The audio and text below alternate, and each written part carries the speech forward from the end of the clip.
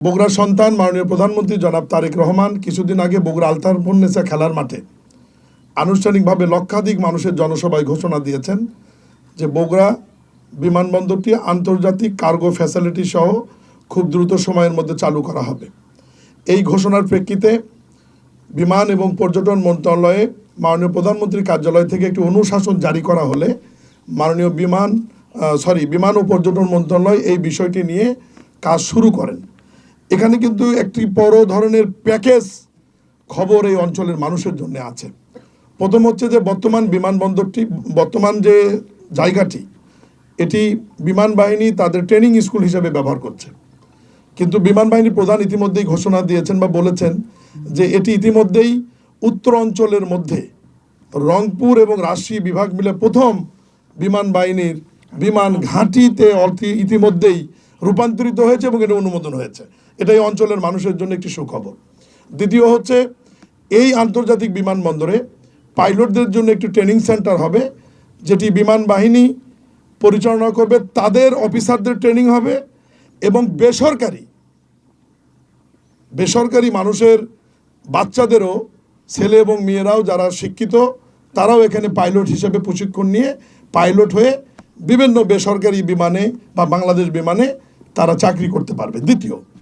তৃতীয় হচ্ছে এই আন্তর্জাতিক বিমানবন্দরটি করবার জন্য আমাদের যে ফ্যাসিলিটি লাগবে সেটা হচ্ছে 10,500 ফিট যে রানওয়ে লাগবে।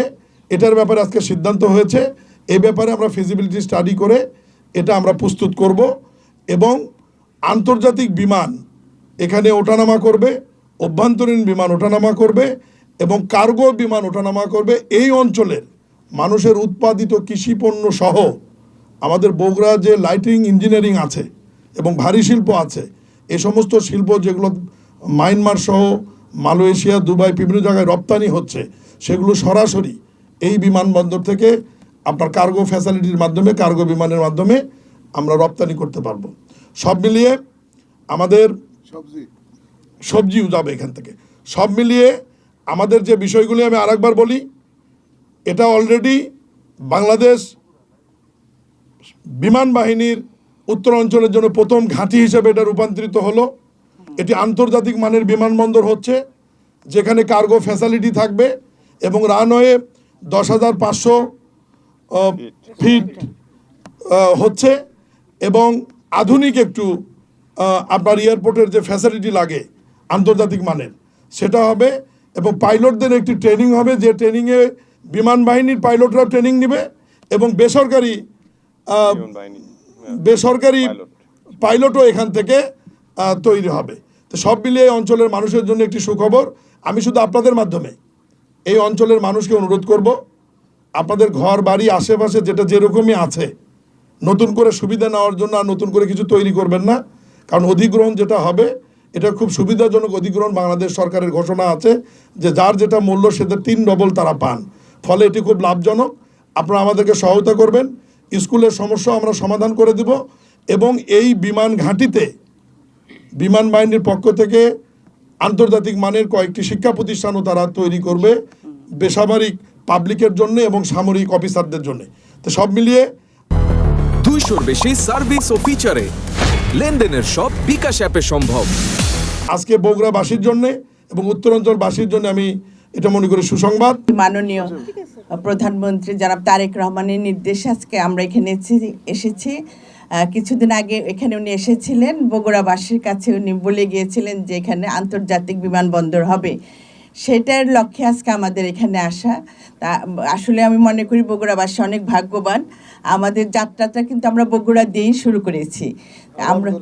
আমরা চাচ্ছি এখানে আন্তর্জাতিক মানের বিমানবন্দর হোক এবং এই উত্তরাঞ্চলের দিকে কোনো বিমানবন্দর নেই, আন্তর্জাতিক বিমানবন্দর নেই, সেইটার জন্য বিশেষ করে বগুড়াটাকে গুরুত্ব দেওয়া হচ্ছে। আমরা পাশাপাশি আন্তর্জাতিক বিমানবন্দরের পাশাপাশি আমরা যেটা এখন পরিকল্পনা নিয়েছি যে আমরা একটা ফ্লাইং একাডেমিটা চালাবো, কারণ আমাদের পাইলটের অনেক দরকার। এই পাইলট আমরা নিজেরাই এখানে বাংলাদেশে ট্রেনিং দিয়ে তাদের প্রশিক্ষণ করে তাদের উপযুক্ত পাইলট বানানোর চেষ্টা, এই পরিকল্পনাটাও আমাদের আছে। তা আপনারা দোয়া করবেন।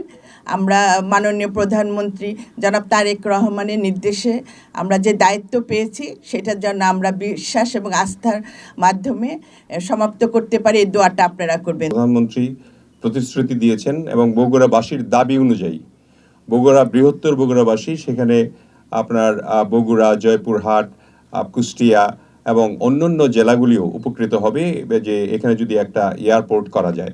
সেই এয়ারপোর্টটা আমরা আজকে একটা স্লাইডের মাধ্যমে দেখলাম যে কিভাবে করা যায়। সেটা করলে ইন্টারন্যাশনাল করলে পরে আমাদের যে যে কাজগুলি করা লাগবে সেই কাজগুলির জন্য আমাদের এলজিআরডি প্রতিমন্ত্রী মহোদয় এবং আমাদের এখানকার যে লোকাল এমপিরা যারা আছেন তারা আমাদেরকে সহযোগিতা করবেন বলে আশ্বস্ত করেছেন। এই জন্য আমরা নিশ্চয়ই তাদের মুখে শুনবো এগুলি। আমরা চাই যে খুবই তাড়াতাড়ি এই কাজটি শুরু করার জন্য। আমরা কোনো লেংদি প্রসেসে যাব না, যেহেতু এখানে ফ্লাইং ইনস্টিটিউটও হচ্ছে একটা ফ্লাইং একাডেমি, যেটা মাননীয় মন্ত্রী বললেন, এবং আমাদের মাননীয় যে চিফ অফ স্টাফ তিনি তো এখানে একটা বেসও করবেন, যেখানে বেস প্লাস আমাদের বেসামরিক বিমান চলাচলের জন্য একটা বিমানবন্দর প্রতিষ্ঠিত হবে। এই কথাটি আপনাদের আজকে বলতে পারি।